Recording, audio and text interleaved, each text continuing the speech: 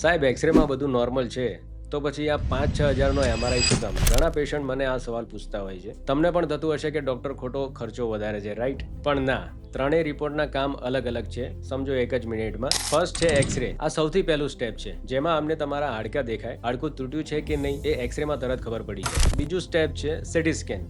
જ્યારે હાડકાનો સાવ ભૂકો થઈ ગયો હોય કે જોઈન્ટની અંદર ફ્રેક્ચર હોય ત્યારે અમારે તેનું 3D મોડલ જોવું પડે, ત્યારે અમે સીટી સ્કેન કરાવતા હોઈએ છીએ. હવે ત્રીજું સ્ટેપ છે એમઆરઆઈ. આ સૌથી એડવાન્સ છે.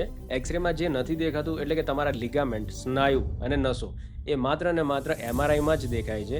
એટલે જો ઘૂંટણની ગાદી ફાટી હોય કે કમરની નસ દબાતી હોય તો એક્સરે કદાચ નોર્મલ આવી શકે, પણ અસલી તકલીફ પકડવા માટે આપણે એમઆરઆઈ કરાવવું પડે છે. તો હવે જ્યારે ડોક્ટર કોઈ રિપોર્ટ માટે કહે તો ગભરાયા વગર કરાવજો, કારણ કે સાચું નિદાન એ જ અડધી સારવાર છે. એમઆરઆઈ અને સીટી સ્કેન ક્યારે જરૂરી છે તેની સાચી સમજ આપવા માટે આ વિડીયો શેર કરો અને નવી હેલ્થ ટિપ્સ માટે મને ફોલો કરવાનું ના ભૂલતા.